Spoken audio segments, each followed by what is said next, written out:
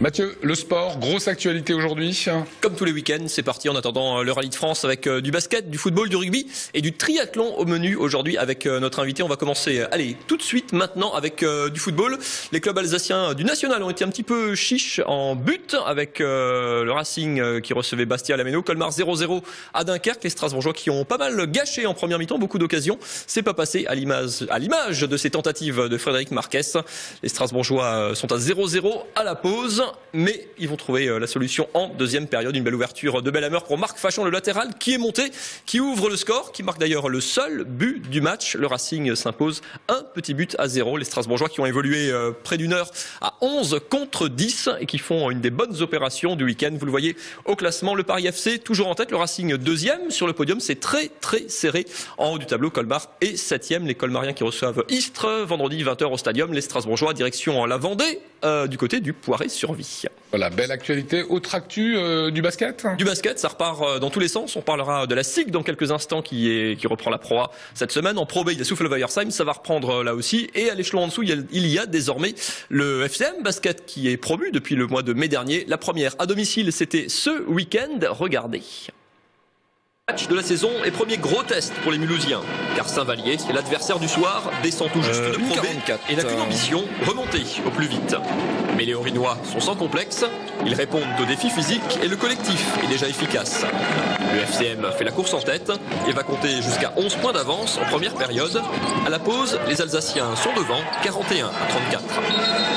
À la reprise, les visiteurs haussent le ton et vont grignoter leur retard.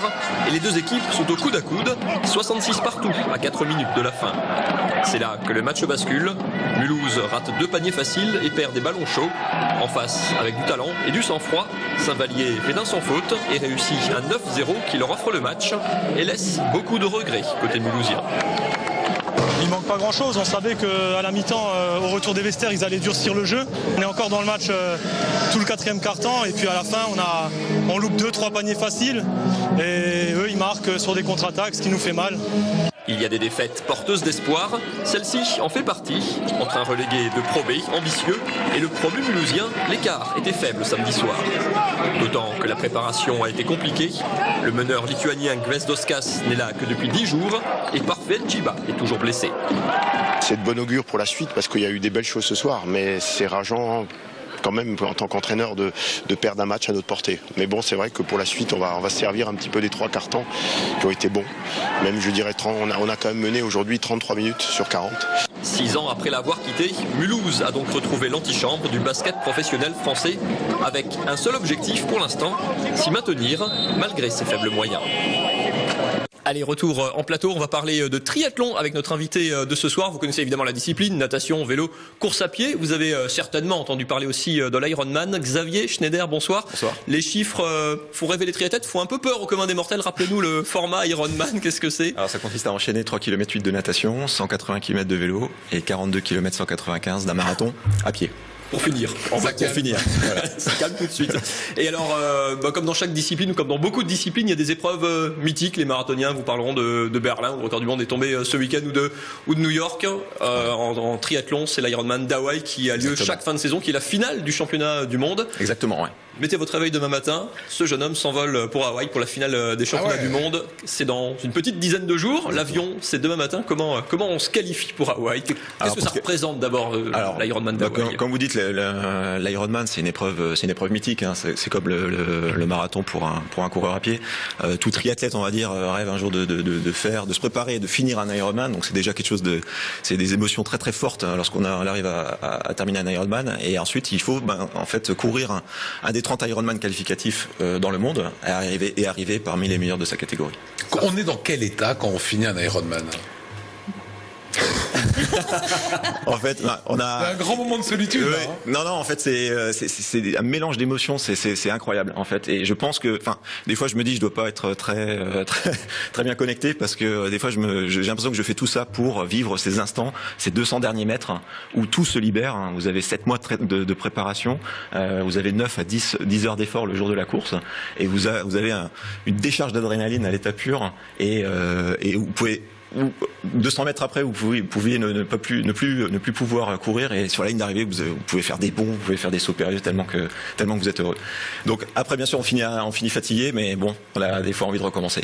Comment on se qualifie pour cette finale du championnat du monde? La particularité, c'est que l'élite mondiale côtoie Exactement, Monsieur Tout le Monde, c'est pas tout à fait Monsieur Tout le Monde sportivement, parce que il faut gagner sa qualification. Comment ça se passe? Alors, sur chaque Ironman, donc sur ces 30 Ironman qualificatifs, il y a un certain nombre de billets pour Hawaï qui sont attribués. Et donc, comme je vous disais, il faut arriver parmi les meilleurs de sa catégorie. Pour l'exemple, moi je me suis qualifié à l'Ironman de Nice. Il y avait 9 billets dans ma catégorie d'âge. Je suis arrivé 11e. Donc j'ai dû attendre les repêchages. C'est-à-dire si dans les 9 premiers, il y en a qui désistaient leur invitation, ça passait au 10e, au 11e et ainsi de suite. Et là, pas grand bonheur. Il y en a 2 personnes qui se sont désistées avant moi, et donc j'ai pu avoir ma qualification pour Hawaï. Qu'est-ce que ça représente en temps d'entraînement, en volume au quotidien? Alors en temps d'entraînement, on va dire un entraînement vraiment spécifique, c'est 7 mois d'entraînement. Avant un Ironman, oui. Un entraînement quotidien, voire bi-quotidien le week-end.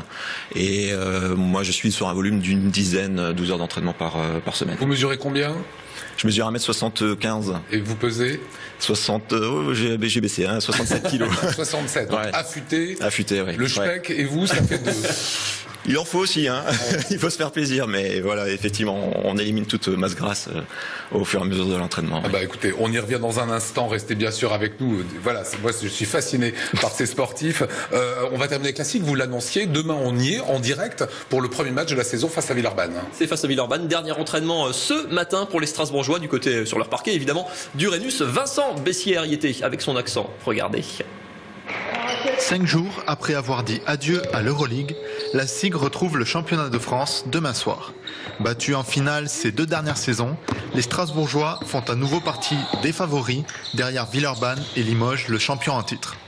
Le club a de grandes ambitions. Le club se structure beaucoup en dehors du terrain et aussi sur le terrain. Donc c'est un bon challenge pour le club et pour la ville de faire partie justement de ces locomotives pour le basket français. Les Strasbourgeois tenteront de prendre leur revanche sur Villeurbanne, qui les a dominés 74-65 lors du tournoi de qualification pour l'Euroleague jeudi dernier. Cette saison, la SIG s'appuiera sur un effectif qui a peu changé et qui conserve une forte ossature française. Même philosophie pour le recrutement, puisque 4 des 5 recrues connaissent déjà le championnat de France. La stabilité sur les Français en particulier devrait être effectivement un point fort. Bon, maintenant, et puis aussi d'une façon générale, je pense une équipe qui devrait être disciplinée, rigoureuse. Et pour l'instant, on ne l'est pas encore totalement parce que c'est le début de saison et que voilà, il faut qu'on mette des choses en place et que même si on a les éléments pour le faire, ces choses-là ne sont pas encore en place. Il faudra pourtant l'être pour espérer bousculer l'Asvel demain et Orléans samedi. Le calendrier va d'ailleurs rapidement s'accélérer avec le début de l'Eurocoupe dans une quinzaine de jours. Et le tirage de l'Eurocoupe a justement eu lieu ce lundi midi. La SIG connaît ses adversaires. C'est un groupe de 6 équipes. Il faudra terminer dans les 4 premiers. La SIG qui sera opposée aux Allemands de Bamberg et de Bonn, aux Espagnols de Saragosse, aux Italiens de Reggio Emilia et au club français du Paris-Levallois. Début des hostilités dans une quinzaine de jours. Et on termine avec le rugby. Le rugby club de Strasbourg, match au sommet pour la 3e journée du championnat. Vous allez le découvrir sur ces images. Match à Dijon, de déplacement difficile pour les Strasbourgeois chez l'autre grand favori de la poule. Tout s'est joué au pied. Ça a été un duel de buteurs où a excellé le Strasbourgeois Frédéric Pujol, auteur d'un sans faute. Vous le voyez en action. 7 sur 7 pour l'ouvreur et buteur du rugby club de Strasbourg. Les Strasbourgeois qui ont profité du vent en première mi-temps, qui ont mené 18-0. Les Dijonnais qui ont recollé en seconde période. Le vent était cette fois-ci dans leur sens. Les Strasbourgeois ont été inquiétés.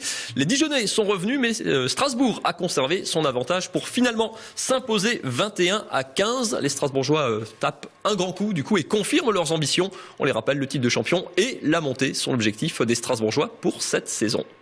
Et on va terminer avec Xavier Schneider, votre invité, l'Ironman d'Hawaï, 3 km 8 en natation, 180 à vélo, 42 km 195 à pied, tout ça à Hawaï. Pourquoi on dit que Hawaï c'est le plus dur? C'est le relief, en fait, c'est le lieu? C'est le plus dur déjà parce qu'en fait il faut se qualifier pour aller à Hawaï. On peut pas s'inscrire comme ça, donc il faut passer par les qualifications.